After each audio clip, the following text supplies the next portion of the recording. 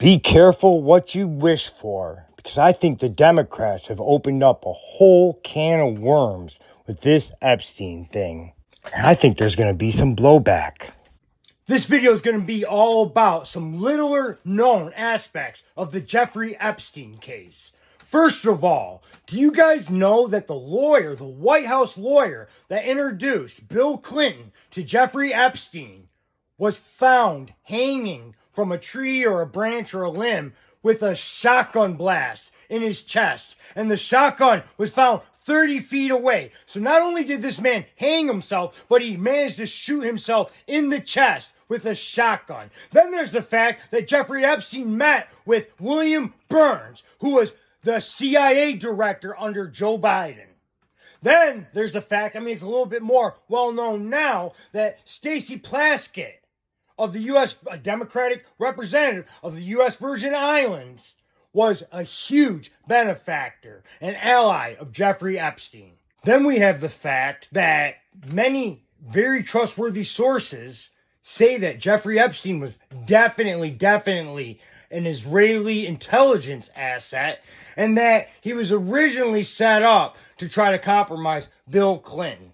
And in this video, I include a comprehensive list of people that have been to Epstein Island.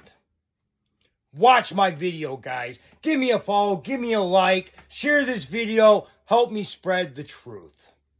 The New York Post initially reported death of shot Clinton aide with Epstein ties found tied to a tree, ruled suicide, despite no gun at scene. Then the next day's headline: shotgun discovered near body of former Clinton aide Mark Middleton. Report. A shotgun was discovered near the body of former Clinton aide with links to Jeffrey Epstein, who died by suicide last year, despite initial reports to the contrary, officials said this week. A new set of documents obtained by the Daily Mail states that a Stoker 12-gauge shotgun was 30 feet from the body of Mark Middleton when he was found dead on Heifer Ranch in Perryville, Arkansas, May 7th, 2022. Based on the initial report released yesterday, the outlet previously claimed there was no weapon at the scene. The additional papers written by Sergeant Keenan Carter also detail the lengths Middleton, 59, went to ensure his suicide attempt was successful by standing on a bench and tying an electrical cord around his neck before finally shooting himself in the chest. It is believed that Mr. Middleton pulled the trigger on the firearm,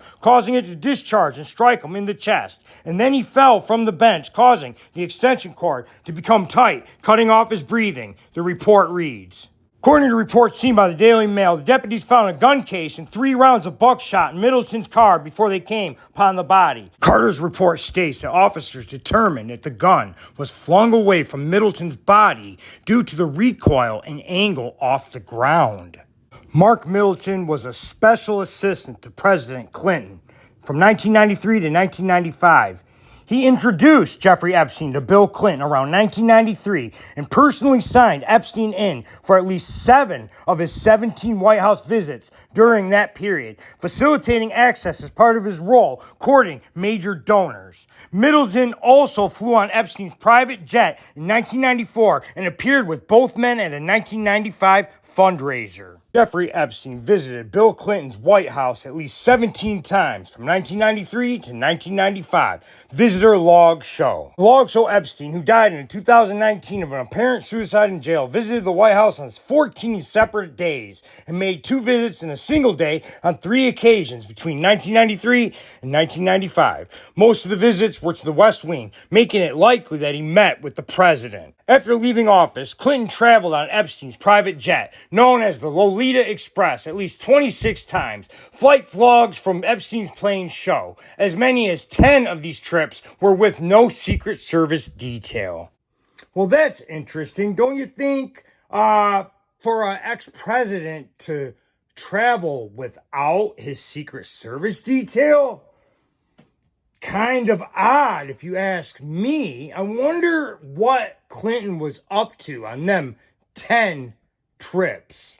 Street Journal broke this massive story where they got access to Jeffrey Epstein's private calendar from 2014. And that calendar alone, just from 2014, shows some of the most extraordinary names in the United States, one of them being William Burns.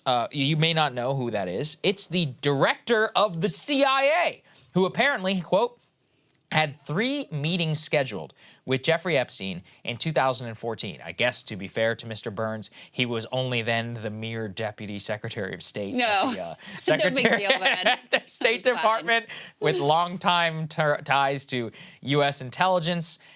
He actually confirmed the meeting that was shown on the Epstein calendar, one that happened here in Washington, another that happened at his private residence in New York. His excuse was this: he had no idea who Jeffrey Epstein was. He knew that he was connected in the financial sector, and since that he was transitioning out of government, he thought it would be a good person to meet. Keep in mind, this is after Epstein has already been convicted in Florida and just a registered sex offender. Almost just takes all the mystery out of it. Yeah. At this point, you're just like, yeah, all right. Like, when you have the CIA director having multiple meetings with Jeffrey Epstein in a single year, by the way, this is the only 1 year that we know about. There could be many more meetings. These are the only ones that you're copping to because they happen to appear in his calendar.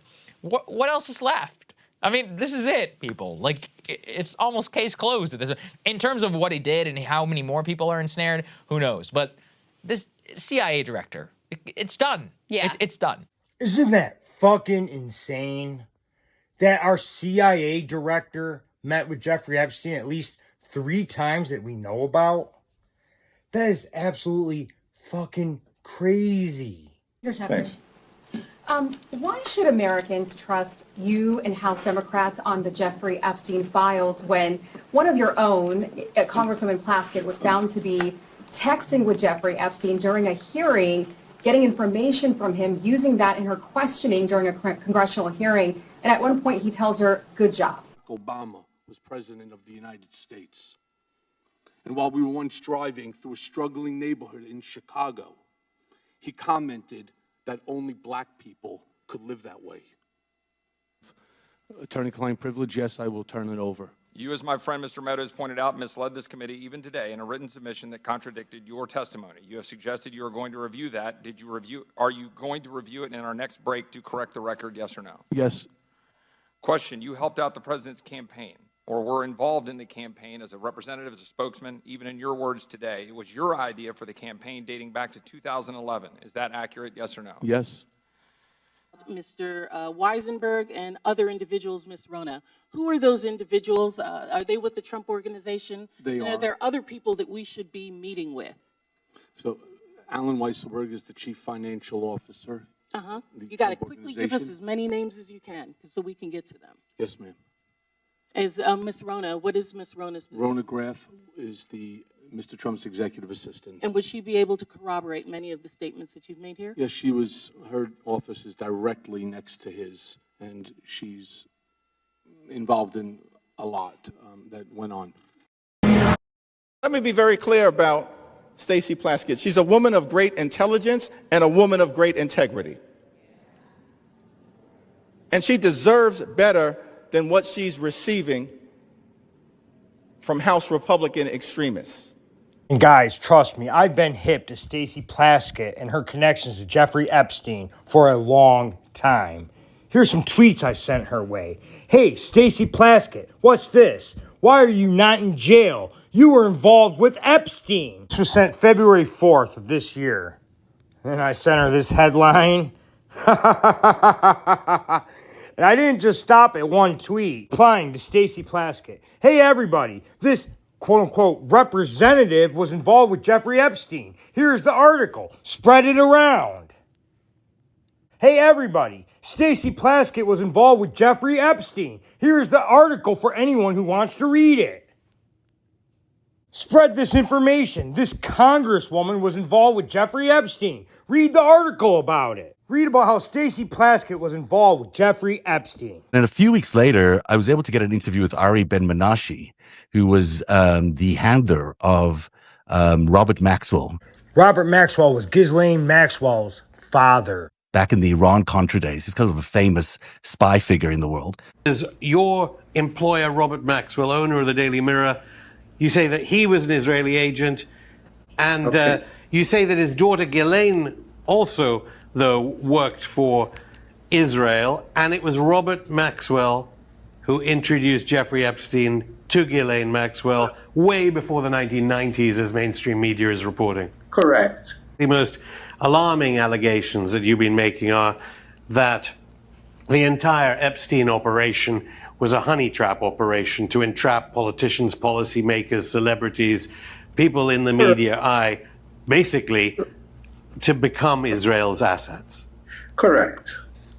That it became basically an intelligence operation to entrap different politicians. Meeting in Montreal, where he told me on the record that Epstein was a spy for the Israelis. He worked for Israeli military intelligence, the same arm that he was a commander in years earlier when he was working with Maxwell. And he gave me, the exact reason that they said that they were doing it, and that Epstein was sent into America was to stop Clinton. There's a big fear amongst the Israelis that Clinton would become another Carter, a very left-wing, very left-leaning, pro-Palestinian guy, and they did not want him to do that. So they sent Epstein in really as to compromise him, to get close to him, to compromise him through money, and to compromise him through other means. And I would say in some regards, that turned out to be very successful. Epstein became one of Clinton's closest friends in some ways, and also financial advisors in terms of setting up the Clinton Foundation. But that's where you get a lot of the Clinton stuff. There's the reason why there are so many Democrats in this list, in the so-called list, is because what Epstein and Ghislaine were doing was they were trying to blackmail Democrats. They were trying to get compromise on the Democrats because they were fearing that the Democrats were going to be too left-leaning. So that's what they needed the dirt on them for. So you don't see a lot of Republicans going down to the island, and you don't see a lot of Republicans on this list because that wasn't the target. The target was Democrats. The target was about Clinton, making sure that there wasn't going to be a giant peace deal with the Israelis and the Palestinians. And that's why it looks to everyone from the outside like it's some sort of democratic cabal. Epstein Island, confirmed by multiple sources. Bill Clinton, George Mitchell, Alex Baldwin, Ralph Fiennes, George Hamilton, Dustin Hoffman, Kevin Spacey, Liz Hurley, Laura Hutton, Janice Dixon, Naomi Campbell, Christy Turlington, Henry Kissinger, which may be one of the most evil men on the world. He is, yeah. Joan Rivers, Courtney Love, Mick Jagger, Courtney Guest, Phil Collins, Simon Le Bon, Charlie Rose of PBS, Richard Branson, Candace Bushel, Tom Ford, Vera Wang, Nadia Byerlin, Co Stark, and here's some more. Seth Green, James Gunn, Dan Schneider, Steven Spielberg, Tom Hanks, Stephen Colbert, Kevin Spacey, Kathy Griffin, Oprah Winfrey, Sean Carter, Beyonce Knowles, Anthony Kiedis, John Legend, Christy Teigen Tyler, Ben Affleck, Stephen Collins, Will Ferrell, Eminem, Jeffrey Jones, Victor Salva, Mark Rector, Charlie Sheen, Tyler Grasham, Madonna, Catherine Hudson, Gwen Stefani, Stefani Germota, James Franco, Will Smith. Oh, has Will Smith been in the news lately? Justin Rowland, John Cusack, Anderson Cooper, Demi Moore, Brian Affleck, Meryl Streep, Wanda Sykes, Chelsea Handler, Michelle Wolf, Pharrell Williams, Quentin Tarantino, Robert Downey Jr. Wow. Doesn't sound like many of them were Republicans, does it? Doesn't sound like a very conservative bunch, does it? Seems like almost all of Hollywood is on that list. Maybe we should ask Chris Tucker, Tom Hanks. What was going on that you had to fly all the way to that island in the U.S. Virgin Islands? I think it's a pretty pertinent question, right? One that I would definitely like the answer to, right? And you know what? I have a pretty good feeling that a lot of the things that are going to be coming out in the next few days are probably going to be highly damaging for the Democrats. Knock on wood.